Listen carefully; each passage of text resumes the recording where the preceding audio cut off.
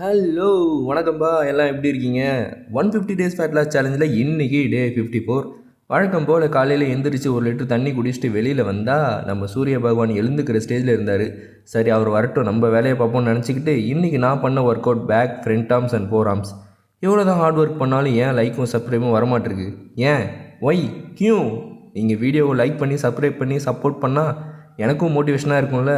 என்ன மாதிரி நல்ல கண்டென்ட்டாக இந்த உலகத்துக்கு சொல்கிற தங்க பிள்ளைங்களுக்கு அதுதானே பூஸ்டே. ஸோ டக்குன்னு போய் சப்ஸ்கிரைபை தட்டிட்டு வந்து வீடியோவை பாருங்கள். போங்க போங்க, நான் வெயிட் பண்ணுறேன். சப்ஸ்கிரைப் பண்ணிட்டீங்களா?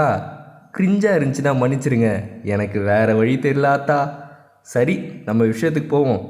பேக் ஒர்க் அவுட்டில் 12 வேரியேஷனில் 2 சூப்பர் செட்டும், ஃப்ரண்ட் ஆர்ம்ஸ் ஒர்க் அவுட்டில் 9 வேரியேஷனில் 1 சூப்பர் செட்டும், ஃபோர் ஆர்ம்ஸ் ஒர்க் அவுட்டில் 4 வேரியேஷனும் போட்டு இன்றைக்கி ஒர்க் அவுட்டை மஜாவாக முடிச்சாச்சு. இன்றைக்கி என்னப்பா சொல்ல போகிறேன்னு கேட்டிங்கன்னா, நீ 150 டேஸ் ஃபேட் லாஸ் பண்ணுறேன்னு சொல்லியிருக்கியே, அப்போ நாங்களும் 150 டேஸில் ஃபேட் லாஸ் பண்ணி உடம்பை ரெடி பண்ண முடியுமான்னு கேட்டிங்கன்னா, அது ஒவ்வொருத்தரோட ஜீன் பாடி டைப்பை பொறுத்து தாங்க இருக்குது. என்னால் 150 டேஸில் கண்டிப்பாக ஃபேட் லாஸ் பண்ண முடியும். ஏன்னா எனக்கு ஆல்ரெடி ஒர்க் அவுட் எக்ஸ்பீரியன்ஸ் இருக்குது. நான் தொடர்ந்து ஒர்க் அவுட் பண்ணலனாலும் அப்பப்போ பண்ணிகிட்டே தான் இருப்பேன். 2 இயர்ஸ் பிஃபோர் ஜிம் எக்ஸ்பீரியன்ஸும் இருக்குது. ஸோ மசில் மெமரி எனக்கு கண்டிப்பாக இருக்கும். அதனால் ஹார்ட் ஒர்க் பண்ணால் என்னால் நான் நினச்ச மாதிரி 150 டேஸ்லேயே ஃபேட் லாஸ் பண்ண முடியும். இது வரைக்கும் சுத்தமாக ஒர்க் அவுட்டே பண்ணாதவங்களை கம்பேர் பண்ணும்போது எனக்கு கொஞ்சம் சீக்கிரமே ரிசல்ட் கிடைக்கும். அது இல்லாமல் நான் மசிலுக்கு தேவையான ப்ரோட்டீன் இன்டேக்கும் கரெக்டாக எடுத்துக்கிறேன். ஸோ என்னால் கண்டிப்பாக 150 டேஸில் நான் எதிர்பார்த்த ஒரு நல்ல ஃபிட்டான பாடியை ரெடி பண்ண முடியும். ஸோ நீங்கள் கொஞ்ச நாள் ஒர்க் அவுட் பண்ணிவிட்டு என்னடா உடம்புல பெருசாக எந்த மாற்றமும் தெரியலன்னு நினச்சி ஒர்க் அவுட்டை விட்டுற போகிறீங்க. ஒர்க் அவுட்னால நமக்கு எந்த கெடுதலும் நடக்க போகிறதில்ல. ஒர்க் அவுட்னால எனக்கு கிடைச்ச விஷயம் டிசிப்ளின்.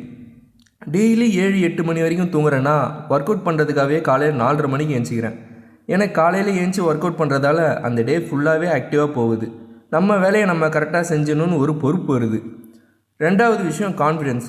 உண்மையை சொல்லணுன்னா நான் ஒரு பக்கா இன்ட்ரோவர்ட். நான் யார்ட்டி போய் பேசக்கூட மாட்டேன். ஆனால் இப்போ பார்த்தீங்களா, விடாமல் பேசுகிறேன். எதையும் தைரியமாக ஃபேஸ் பண்ணுற கான்ஃபிடென்ஸ் வருது. எல்லாத்துக்கும் மேலே நல்லா சமைக்க கற்றுக்கலாம். ஃப்யூச்சரில் எது யூஸ் ஆகுதோ இல்லையோ, இது நல்லா யூஸ் ஆகும். எல்லாருக்கும் ஒர்க் அவுட் பண்ண உடனே ரிசல்ட் கிடச்சிடாது. ஸோ விடாமல் ட்ரெயின் பண்ணுங்கள். நீங்கள் நினைக்கிற மாதிரி உங்கள் பாடி ஒரு நாள் மாறும். சும்மா 2 வீக்ஸ் ஒர்க் அவுட் பண்ணிவிட்டு ரிசல்ட் வரலனா எப்படி வரும்? சரி, என்னோடய பாடி எனக்கு பிடிச்ச மாதிரி ரெடி பண்ணிட்டேன், நான் ஒர்க் அவுட்டை விட்டுடலாமான்னு கேட்டிங்கன்னா தப்புமா.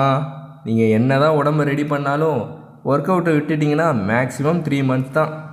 அதுக்கப்புறம் கஷ்டப்பட்டு ரெடி பண்ண உடம்பு மறுபடியும் பழையபடி ஃபேட்லாம் போட்டு பழைய மாதிரி ஆக ஆரம்பிச்சிடும். ஸோ ஃபிட் ஆகிட்டு ஒர்க் அவுட் பண்ணுறதும் டயட் பண்ணுறதும் விட்டிங்கன்னா பழைய மாதிரி ஆகிடும், பார்த்துக்கோங்க. அதனால் வீக்லி அட்லீஸ்ட் 3 to 4 days ஆகுது ஒர்க் அவுட் பண்ணுங்கன்னு சொல்லிவிட்டு சந்தோஷமாக இருங்க. உங்களுக்கு பிடிச்சதை செய்யுங்க. நல்லதை சொன்னால் ஏற்றுக்கோங்க, கெட்டதை சொன்னால் விட்டுருங்கன்னு சொல்லிவிட்டு இன்றைக்கி டாப்பிக்கை நான் க்ளோஸ் பண்ணுறேன்.